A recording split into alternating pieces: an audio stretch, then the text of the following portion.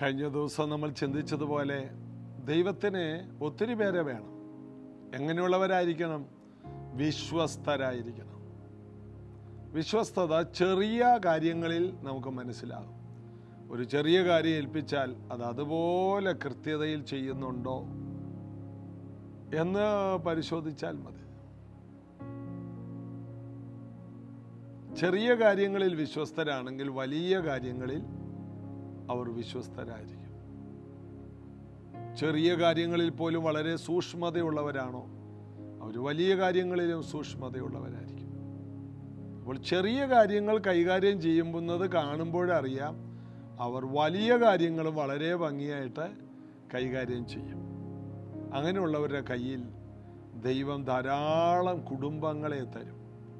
അങ്ങനെയാണ് സഭകൾ ഉണ്ടാകുന്നത്.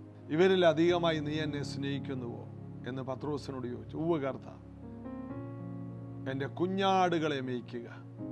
അത് നിന്റെ കയ്യിലോട്ട് ഞാൻ കുഞ്ഞാടുകളെ തരാൻ പോയി. നീ എന്നെ സ്നേഹിക്കുന്നുണ്ടെങ്കിൽ എൻ്റെ കുഞ്ഞാടുകളെ നിനക്ക് നന്നായിട്ട് പരിപാലിക്കാൻ കഴിയും. ആ കാര്യത്തിൽ നീ വിശ്വസ്തനാകും.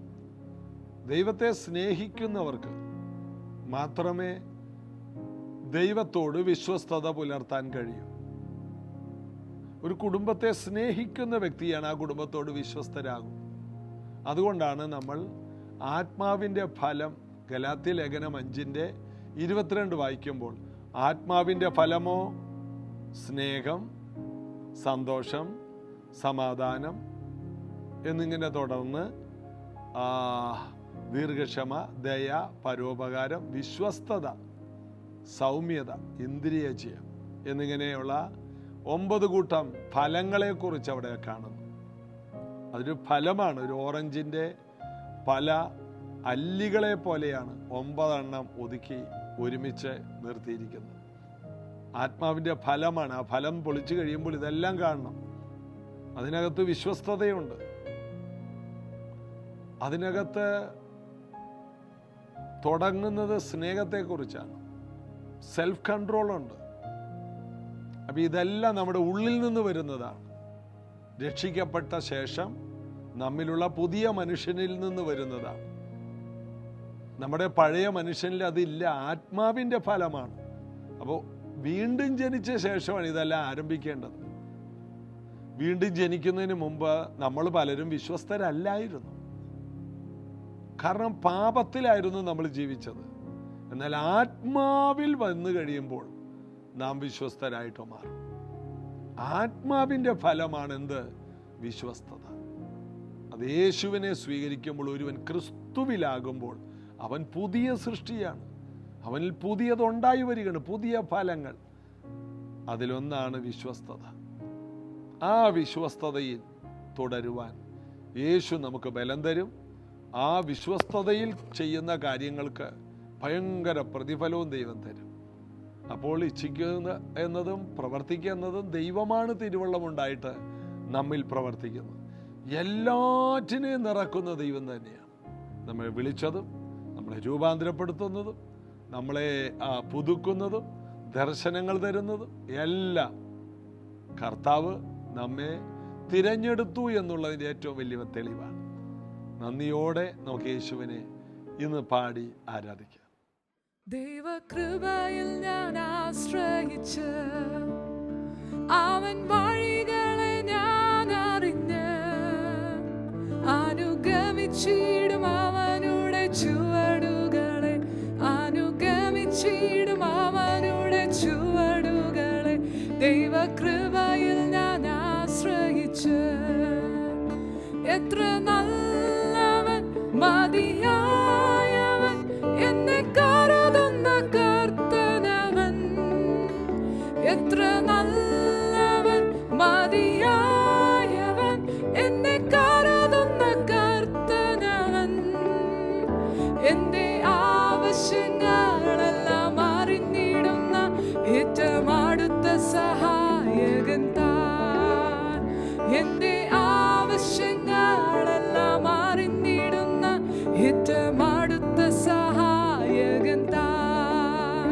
ദൈവകൃപയിൽ ഞാൻ ആശ്രയിച്ച് അവൻ വഴികളെ ഞാൻ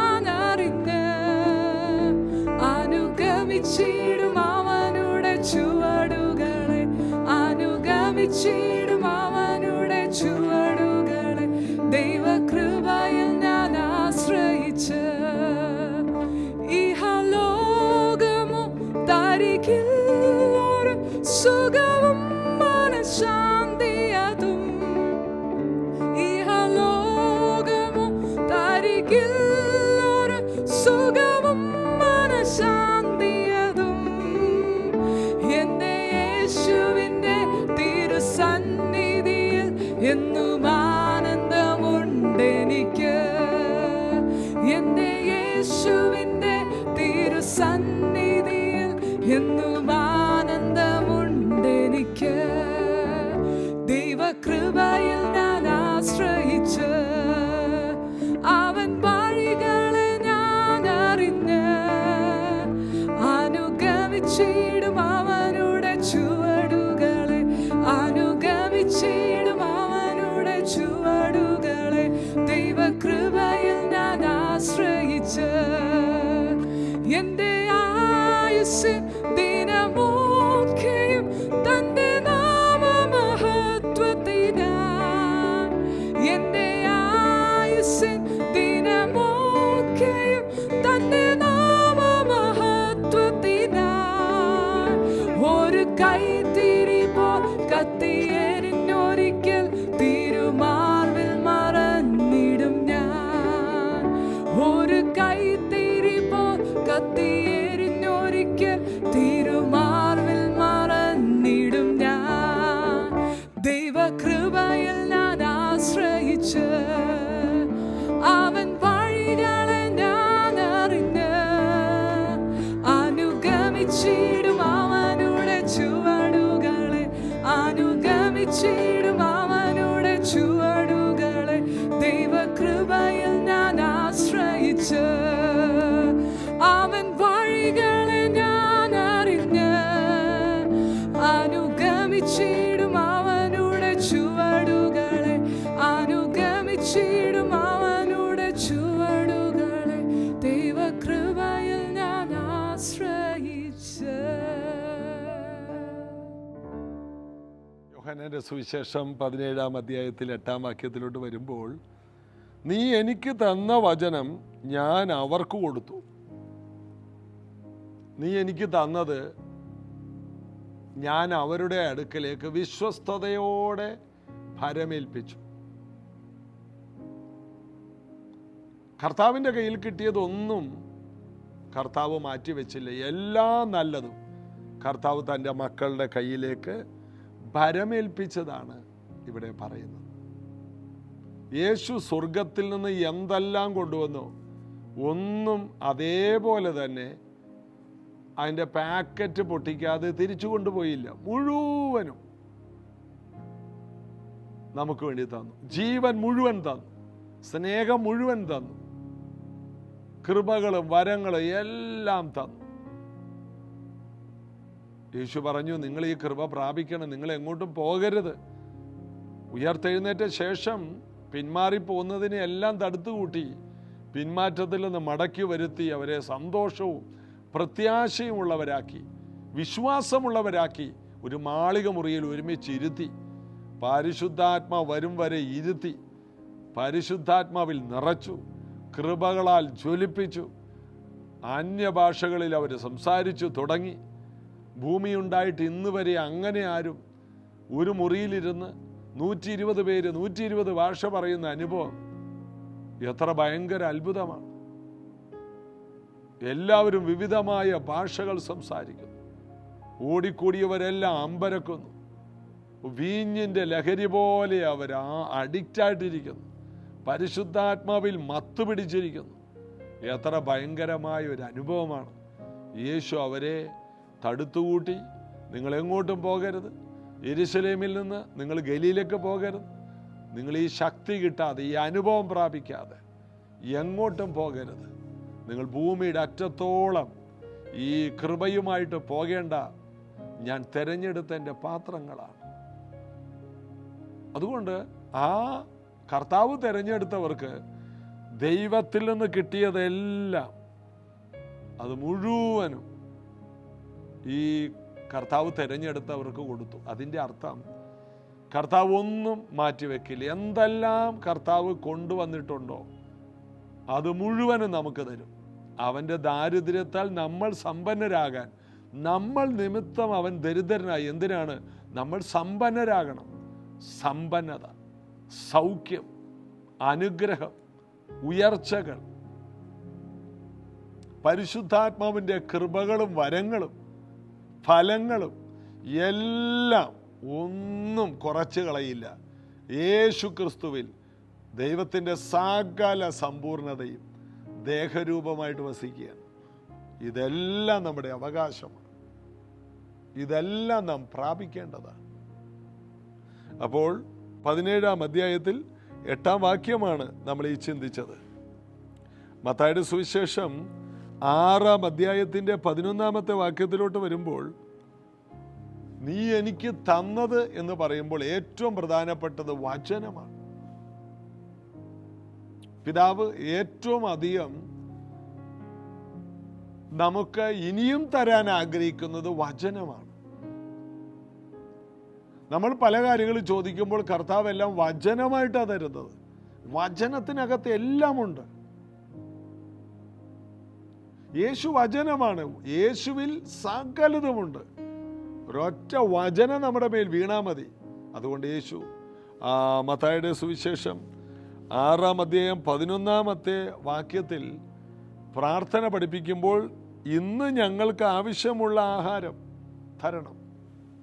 മറ്റൊരിടത്ത് ദിനം പ്രതി തരണം. എന്താണ്? ഒരു യാക്കരി വീട്ടിൽ മേടിച്ചിട്ടിട്ട് ദിവസം തോറും ആഹാരം തരണേ എന്ന് പ്രാർത്ഥിക്കുന്ന ആ ഒരു പാരമ്പര്യത്തിൻ്റെ കാര്യമല്ല പറഞ്ഞത്. ഓരോ ദിവസവും ദൈവത്തിൽ നിന്നൊരു വചനം നമുക്കുണ്ടെങ്കിൽ അന്നത്തെ ദിവസം വരുന്ന വിഷയങ്ങളെയെല്ലാം ആ വചനം കൊണ്ട് നമ്മൾ നേരിടും. കാരണം വചനം അപ്പമാണ്. ആ വചനം നമ്മിലേക്ക് വന്നാൽ അതൊരു ആഹാരമാണ്. അതിൻ്റെ അർത്ഥം അന്നത്തെ ദിവസത്തെ നേരിടാനുള്ള ജീവൻ, സമൃദ്ധിയായ ജീവൻ, ശക്തി, മുന്നേറാനുള്ള പ്രാപ്തി എല്ലാം ഈ ആഹാരത്തിലുണ്ട്.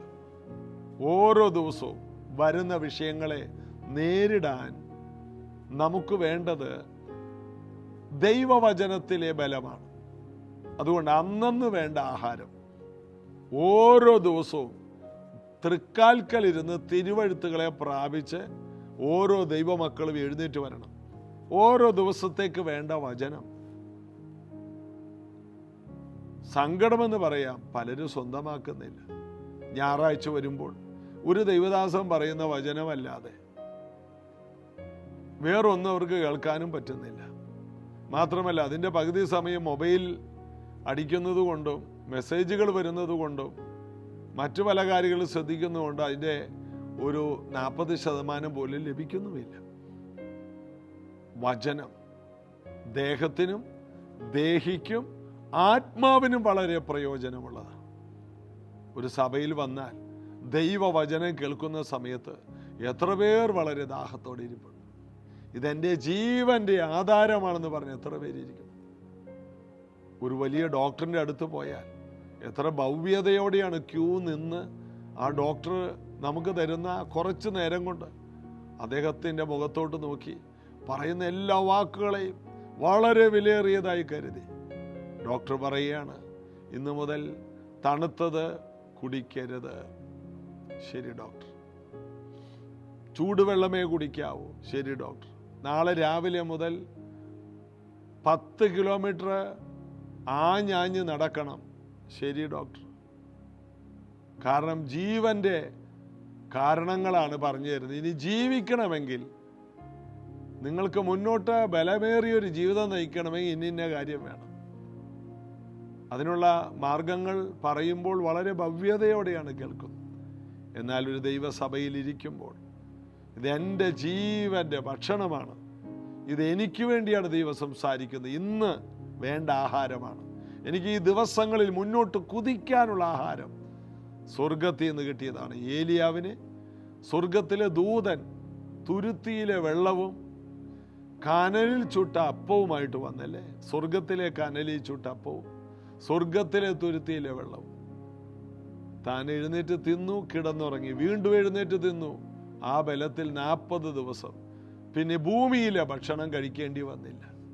അതിൻ്റെ അർത്ഥം ഭൂമിയിലെ ഭക്ഷണത്തേക്കാൾ വളരെ ശക്തിയുള്ളതും വിശപ്പ് മാറുന്നതും ഏറ്റവും മുന്നോട്ട് കുതിപ്പിക്കാൻ ശക്തീകരിക്കുന്നതുമായ ഒന്നാണ് ദൈവത്തിൻ്റെ അപ്പം. യേശു പറഞ്ഞു, സ്വർഗത്തിൽ നിന്ന് ഇറങ്ങി വന്ന് എല്ലാവർക്കും ജീവൻ കൊടുക്കുന്ന ജീവന്റെ അപ്പം ഞാനാകും. ഇത് യഹൂദന്മാർക്ക് മനസ്സിലായില്ല. എൻ്റെ മാംസം നിങ്ങൾ തിന്നുകയും എൻ്റെ രക്തം നിങ്ങൾ കുടിക്കുകയും ചെയ്യണം. കർത്തൃമേശ സഭകളിലുണ്ട്. എന്താണത്? ആപ്പം തിന്നത് കൊണ്ടോ ആ മുന്തിരിച്ചാറ് കുടിക്കുന്നത് കൊണ്ടോ പ്രത്യേകിച്ച് ഗുണങ്ങളൊന്നുമില്ല. വിശപ്പ് പോലും മാറില്ല, അത് വായിൽ വെക്കാൻ പോലുമില്ല. എന്നാൽ അതിനകത്തൊരർത്ഥമുണ്ട്. യേശു പറഞ്ഞു, എൻ്റെ ശരീരം നിങ്ങൾക്ക് വേണ്ടി തകർക്കപ്പെട്ടു, എൻ്റെ രക്തം നിങ്ങൾക്ക് വേണ്ടി ചിന്തി. അതായത് ഞാൻ സകലതും നിവർത്തിയാക്കി. നിങ്ങൾക്ക് വേണ്ട സൗഖ്യം, നിങ്ങൾക്ക് വേണ്ട സമാധാനം, നിങ്ങൾക്ക് വേണ്ട വിടുതൽ, നിങ്ങൾക്ക് വേണ്ട ഉയർച്ച, നിങ്ങൾക്ക് വേണ്ട സന്തോഷം, നിങ്ങളുടെ ജീവിതത്തിൽ വരേണ്ട എല്ലാ സ്വർഗത്തിലെ ആത്മീയ അനുഗ്രഹങ്ങളും അബ്രഹാമിൻ്റെ അനുഗ്രഹങ്ങളും എൻ്റെ ശരീരത്തിലൂടെ രക്തത്തിലൂടെയും ഞാൻ പൂർത്തിയാക്കി. സ്വർഗത്തിലുള്ളതും ഭൂമിയിലുള്ള അനുഗ്രഹങ്ങളും യേശു ക്രിസ്തുവിലൂടെയാണ് നമുക്ക് ലഭിക്കുന്നത്. അതിൻ്റെ അർത്ഥം യേശുവിൻ്റെ വചനത്തിൽ, യേശുവിൽ ആശ്രയിക്കുന്ന ഒരു വ്യക്തി, യേശുവിൽ ജീവിക്കുന്ന ഒരു വ്യക്തി സ്വർഗീയ അനുഗ്രഹങ്ങൾ കൊണ്ടും ഭൗമിക അനുഗ്രഹങ്ങൾ കൊണ്ടും സമ്പന്നരായി മാറുമെന്നുള്ളതിൽ നിസ്തർക്കമില്ല. യാതൊരു തർക്കവും അതിനില്ല. ഇത് ദൈവവചനം പറയുന്നു. അപ്പോൾ ഞങ്ങൾക്ക് ആവശ്യമുള്ള ആഹാരം ദിനം പ്രതി തരണമേ. എല്ലാ ദിവസവും ഇത് ചോദിക്കണം. ഇന്ന് കിട്ടിയാൽ പോരാ, നാളെയും പ്രാർത്ഥിക്കണം. ഓരോ ദിവസത്തേക്കും ദൈവസന്നിധിയിൽ നിന്ന് ബൈബിള് വായിച്ച് അന്നത്തേക്ക് വേണ്ട വചനം ധ്യാനിക്കണം, പ്രാപിക്കണം, എഴുതിയെടുക്കണം. അന്ന് മുഴുവൻ അതായിരിക്കണം നമ്മുടെ ബലം. കടം, ജപ്തി, രോഗം, ഇതിനെയെല്ലാം ജയിക്കാൻ ശേഷിയുള്ളതാണ് കർത്താവിൻ്റെ ഈ വചനങ്ങൾ. യോഹന്നാന്റെ സുവിശേഷം 6:27 നിത്യജീവനിലേക്ക് നിലനിൽക്കുന്ന ആഹാരം മനുഷ്യപുത്രൻ നിങ്ങൾക്ക് നൽകും. അത് നശിച്ചു പോകുന്ന ആഹാരത്തിനായിട്ടല്ല നിങ്ങൾ ജീവിക്കേണ്ടത്. നിത്യജീവനിലേക്ക് നിലനിൽക്കുന്ന ആഹാരം, അത് യേശുവിൻ്റെ വചനമാണ്. യേശു പറഞ്ഞ ഓരോ വാക്കുകളും, ഞാൻ നിങ്ങളോട് പറഞ്ഞ വാക്കുകൾ ആത്മാവും ജീവനുമാകും. ഇപ്പോൾ കേട്ട വചന നിമിത്തം നിങ്ങൾ ശുദ്ധിയുള്ളവരാണ്. നമ്മളെ ശുദ്ധീകരിക്കുന്ന വചനമാണ്, നമ്മെ ശക്തീകരിക്കുന്ന വചനമാണ്, നമ്മളെ അഭിഷിക്തരാക്കുന്ന വചനമാണ്, അപ്പോസ്തലരാക്കുന്ന വചനമാണ്, പ്രവാചകരാക്കുന്ന വചനമാണ്, പ്രാർത്ഥന വീരരാക്കുന്ന വചനമാണ്. ഏത് സഭയിൽ വചനമുണ്ടോ ആ സഭ അഭിവൃദ്ധിപ്പെട്ട സഭയാണ്. വചനമില്ലാത്ത സഭ വരണ്ട സഭയാണ്. ഒരു സഭ അത്ഭുത സഭയാകണമെങ്കിൽ ആ സഭയിൽ ദൈവവചനത്തിൻ്റെ സമൃദ്ധി ഉണ്ടാകണം. ദൈവവചനത്തിൻ്റെ സമൃദ്ധി എവിടെയുണ്ടോ ആ സഭയിലെ നിങ്ങൾ പോകാവൂ, ആ സഭയിലെ നിങ്ങൾ നിലനിൽക്കാവൂ. കാരണം ഓരോ ദിവസത്തേക്ക് വേണ്ട വചനം ആ സഭയ്ക്കകത്തുണ്ട്. നമ്മുടെ വീടിൻ്റെ നിലനിൽപ്പ് വചനമാണ്. എബ്രായ ലേഖനം 5:12 കാലം നോക്കിയാൽ ഉപദേഷ്ടാക്കാരാകേണ്ട നിങ്ങൾ ഇപ്പോഴും കട്ടിയായ ആഹാരം കഴിക്കുന്നില്ല, പാല് കുടിച്ചുകൊണ്ട് കിടക്കുകയാണ്. വചനത്തിൽ പരിചയമുള്ളവരാകണം. ചെറിയ കാര്യങ്ങൾ മാത്രമല്ല, വചനത്തിൻ്റെ ആഴമേറിയ വെളിപ്പാടുകളിലേക്കും ഈ കാലത്ത് നിങ്ങൾ എഴുന്നേറ്റ് വരണം. ആത്മീകാരോഗ്യമുള്ളവരാകണം. ആത്മീകാരോഗ്യമാണ് മാനസിക ആരോഗ്യവും ശാരീരിക ആരോഗ്യത്തെയും ഭൗതികാരോഗ്യത്തെ എല്ലാം വിളിച്ചു വരുത്തുവാൻ. പ്രിയനെ, നിന്റെ ആത്മാവ് ശുഭമായിരിക്കുന്നത് പോലെ നീ സകലത്തിലും സുഖവും ശുഭവുമായിരിക്കണം എന്ന് 3 യോഹന്നാൻ 2 പറയുന്നു. സകലത്തിൽ സുഖവും സകലത്തിൽ ശുഭവുമാകാൻ യേശുവിൻ്റെ കൃപ നമുക്കുണ്ടാകട്ടെ. പ്രാർത്ഥിക്കാം. യേശുവിൻ നാമത്തിൽ ഇന്ന് ഈ വചനങ്ങൾ കേട്ട എല്ലാ വീടുകളിലും അത്ഭുതങ്ങളും അടയാളങ്ങളും കൊണ്ട് പെരുകട്ടെ, നന്മകൾ കൊണ്ട് നിറയട്ടെ, ഐശ്വര്യങ്ങൾ കൊണ്ട് നിറയട്ടെ, വിടുതലുകൾ കൊണ്ട് നിറയട്ടെ, പുകഴ്ചകൾ കൊണ്ട് നിറയട്ടെ. ഇത് കേൾക്കുന്ന വീടുകളിലെല്ലാം ദൈവപ്രവർത്തികൾ ഉണ്ടാകട്ടെ. പിശാചിൻ്റെ പ്രവർത്തികളെല്ലാം യേശുവിൻ നാമത്തിൽ ഈ കുടുംബങ്ങളിൽ അഴിഞ്ഞു മാറട്ടെ. എല്ലാ ദാരിദ്ര്യ അന്തരീക്ഷവും മാറട്ടെ, ഇരുട്ടുകൾ മാറട്ടെ, സമൃദ്ധി വിളയട്ടെ, വചനത്തിൻ്റെ ഭവനങ്ങളായി മാറട്ടെ. യേശുവിൻ നാമത്തിൽ ആമേൻ. കർത്താവിൽ ആശ്രയിക്കാം, ബലപ്പെടാം, കൃപ കൊണ്ട് മൂടാൻ, യേശുവിനെ കൂടുതൽ ആശ്രയിപ്പാൻ നമുക്ക് ഇനിയും കർത്താവ് കൃപ തരട്ടെ. നാളെ ഇതേ സമയത്ത് കാണാം. ആമേൻ.